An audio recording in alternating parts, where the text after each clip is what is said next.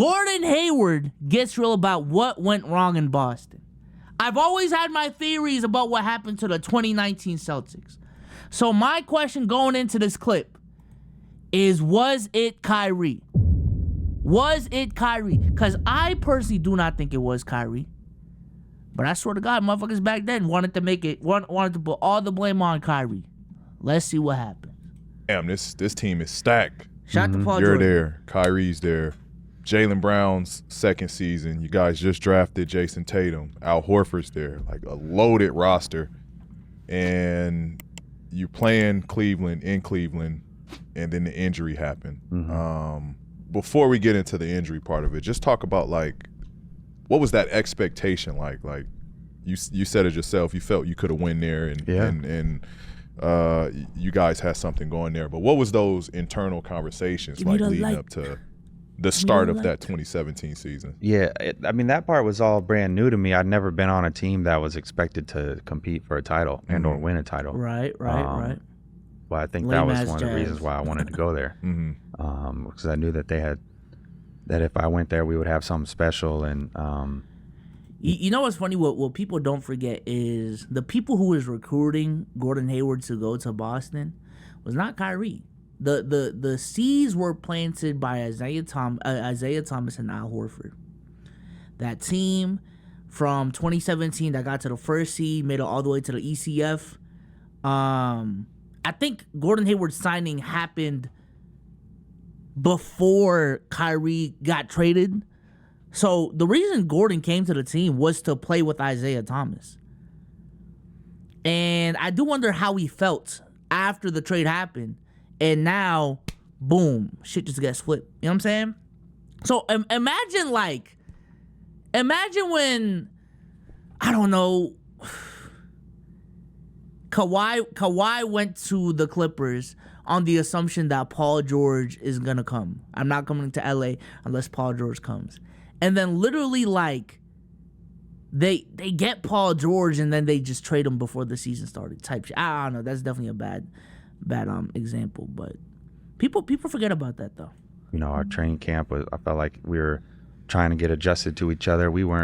I wouldn't say we were firing on all cylinders because there's a lot of new pieces that we brought. And not only myself, but Kyrie was brand new as well. And, JT and JB, everyone's trying to fit together. But I think you could see it, the flashes that in training camp, you could just see that we were special. And so leading up to that, yeah, I mean, it was something that I hadn't been a part of. Despite all that talent, it just seemed like you guys couldn't get together, whether there was chemistry issues. I know there was a ton of media surrounding the whole. We just have to accept that he put himself in a role that he didn't need to be in. So yeah, problem was Kyrie. We'll get into it. Whole Kyrie situation, in your mind, why weren't you guys as successful as what you could have been? In my eyes, it was just we all had, there's too many agendas, and the agenda to win the whole thing was not the main one. And not to blame anyone either, because I think it was all human nature. I mean, I'm coming back from where the last season that I played, I was an all-star. So I'm trying to prove that I'm still an all-star.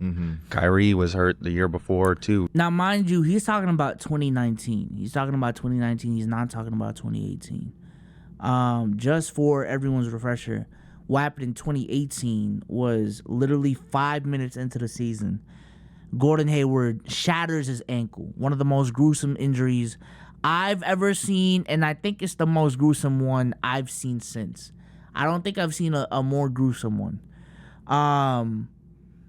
So Gordon Hayward gets injured the first 5 minutes of the first game. We know he's not playing the rest of the season. Then, despite that, the Celtics still go 30-3 or whatever. Like they just go on a crazy win streak. It was like a near 20-point game, near 20 game winning streak without Gordon Hayward.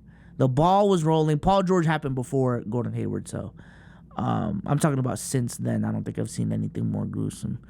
They go, they go on a pace of like 55 wins, but then in March couple months leading into the playoffs, Kyrie ends up with an ankle injury, I believe, that sidelines him for the rest of that season.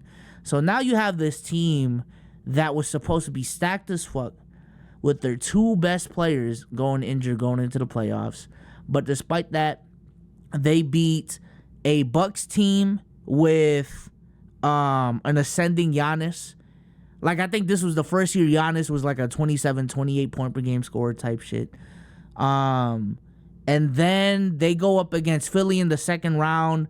And that was a Philly team. I kid you not. And y'all are, I swear to God, some of y'all are going to gaslight me. No one wanted to mess with Philly that year, bro. Like, yo, there was a lot of hype with Ben Simmons and Joel Embiid and the how they were figuring out that early. And they had a lot of momentum going into the playoffs. No one wanted to see that Sixers team. So we beat that Sixers team. I don't even think it went to 7. And then everyone thought Philly was winning the East. Philly was crazy. And then in the ECF, we faced the Cavs. And the Cavs beat us in 7. But essentially the end of the story is this is a team that went to the Eastern Conference Finals without their two best players. They got crazy young talent on this team in guys like Jason Tatum and Jaylen Brown. Like, what Jason Tatum was doing as a rookie was crazy. What Jaylen Brown was doing in the second year in the league was crazy. And then you got motherfuckers like Terry Rozier on the squad. You got guys like Marcus Morris on the team contributing. Shout out to my guy Aaron Baines. Aaron Baines was on the team too. So the thought process was for, in my opinion, a lot of casuals was, yo, Jason Tatum's going to improve next year. Jaylen Brown's going to improve next year because these are young players. Kyrie's going to come back because he's Kyrie. Gordon Hayward is going to come back because he's Gordon Hayward. And now, hey, Al Horford's going to come back because he's Al Horford.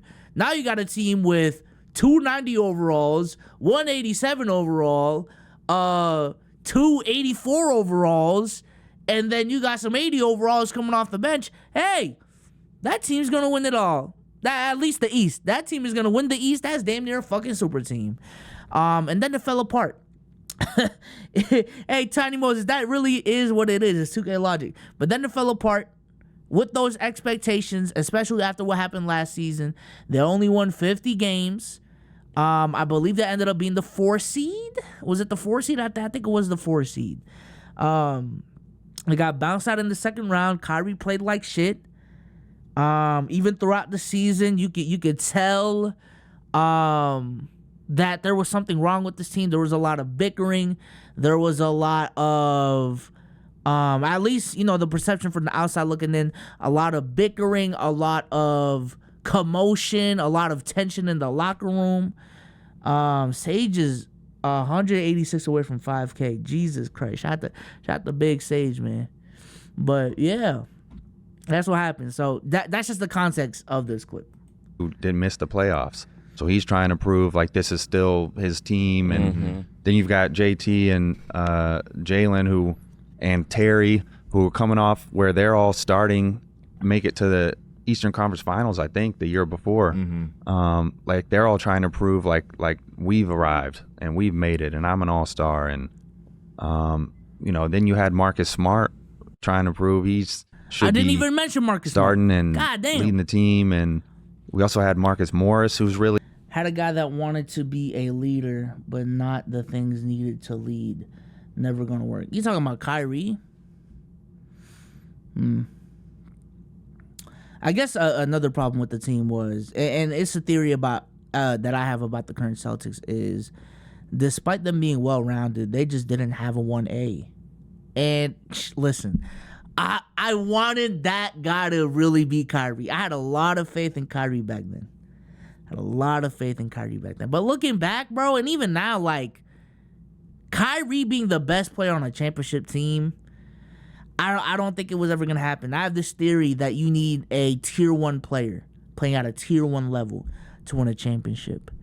And the way Kyrie was playing, Kyrie was cool, but he wasn't much different than, like, Tyrese Halliburton right now, you know what I'm saying? Jalen Brunson right now. I'm going to keep it a stack. De'Aaron Fox right now, So, I think that was also one of the downfalls of the team. So I guess if there is blame on Kyrie, that's a part of it. That's a part of it.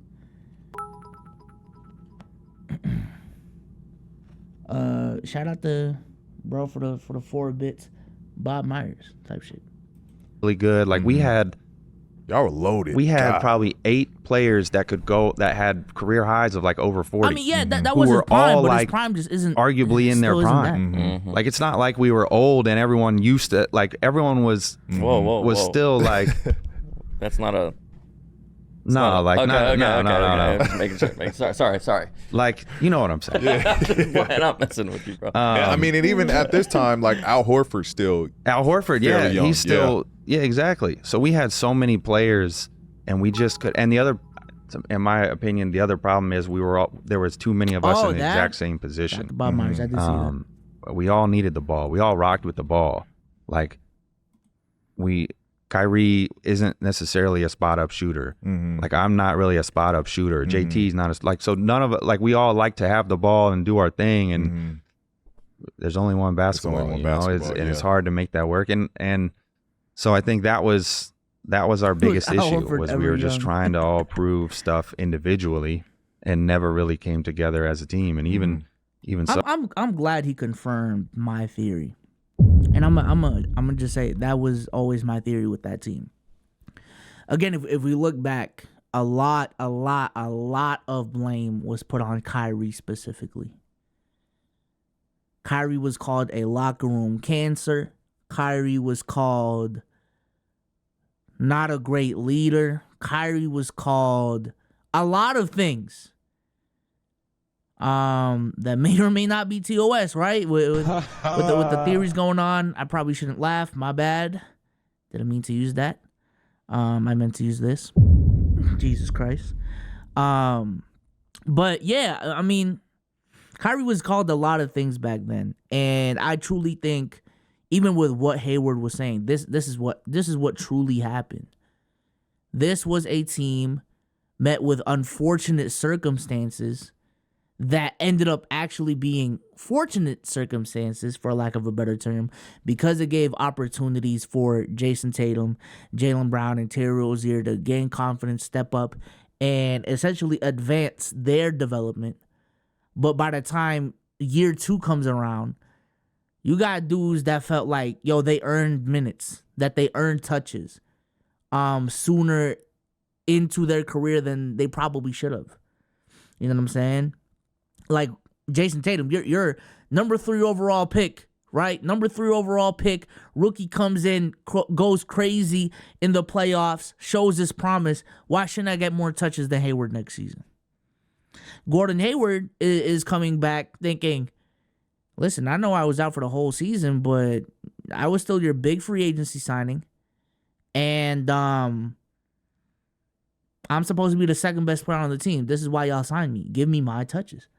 Kyrie is thinking, I'm Kyrie motherfucking Irving. I need my shots. Give me 30 shots. Jaylen Brown is thinking, I just averaged 16 in the playoffs. Give me my touches. Terry Rozier, same thing. Marcus Morris, same thing. Marcus Smart, I don't know about same thing, but there was definitely a logjam with Kyrie, Marcus Smart, and Terry Rozier. And Marcus Smart defensively was extremely valuable to that 2018 team. So, yeah, hey, Terry, we're going to have to fight for that backup starting spot. Hell, we might even, hey, Jaylen, we might even have to fight for that starting 2 spot. Like, a lot of these conversations were happening. Really, the only one that was kind of solid in his position was probably Al Horford, because even back then, I think our big man rotation was weak as fuck. But specifically at that wing position, there were too many egos that, they felt that they earned something. And I'm going to be honest, looking from their position, they honestly did. And it was just a management of egos that, in my opinion, was really tough to manage for a guy like Brad Stevens, and rightfully so. And I think a lot of players in history that we would even view as great leaders would also struggle in that position that Kyrie was in as well. But long story short, what I'm saying is to put all of that on Kyrie was crazy. To put all of that on Kyrie Irving, to put all that blame on Kyrie was crazy back then, and it is still crazy to this day. And the fact that Boston fans are still petty about that shit to this day, on some "it's fuck Kyrie" shit, let it go. Jesus Christ. Let it go. Bro said he wanted to come back to Boston. If y'all would have me, by the end of the season, the city wanted him out. So why would he go back to a situation where he does not feel welcomed in? But let's go back to the clip. So we still made it to the second round, and that was with all the difficulties that we had. But were y'all having those hard conversations of like, hey, we get it, it's one basketball, like we got to. We had like out. 8 of them. Okay. At least. Wait, did you guys walk away from it like with a level of comfort knowing that like, all right, we're on the same page here? It got worse every time. I mean, it was like one of those things where it's like we've had 5 players only meetings, and things were said that were the right things, but I think it, like I said, it's just in one ear, right out the other. Like, okay, that sounds nice, and we do need people to sacrifice, and we need it, but that person shouldn't be me. Yeah. Yeah. Like, you know what I mean? It should be him to sacrifice, and I'll be the one that's leading the team. Yeah. But everyone's thinking that. Yeah. You know what I mean? Yeah. So, I mean, I could give you stories for days on that, but tell them that's what we're here for. That's not.